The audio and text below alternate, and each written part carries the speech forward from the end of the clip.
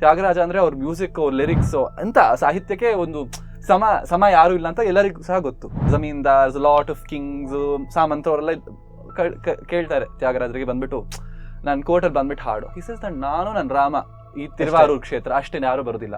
ಅವ್ರ ಅಣ್ಣನಿಗೆ ತುಂಬಾ ಕೋಪ ಬರುತ್ತೆ, ಈ ರಾಮನಿಂದ ನೀನು ಅಲ್ಲೆಲ್ಲ ಹೋಗೋದಿಲ್ವಾ, ಕೆಲಸ ಮಾಡ್ತೀವಿ ಅಂತ ರಾಮನ ತಗೊಂಡು ಹೋಗ್ಬಿಟ್ಟು ಅವರು ಕಾವೇರಿ ನದಿಯಲ್ಲಿ ವಿಸರ್ಜನೆ ಮಾಡ್ಬಿಡ್ತಾರೆ.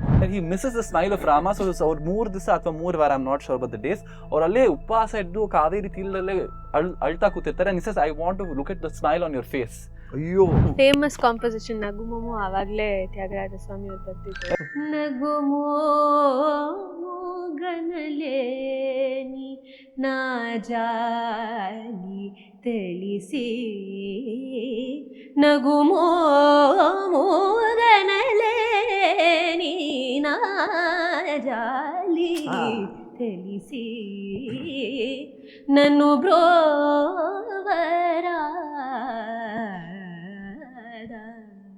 ಶ್ರೀ ರಘುವರಣಿ ನಗುಮೋ ಮೂಗನಲೇ.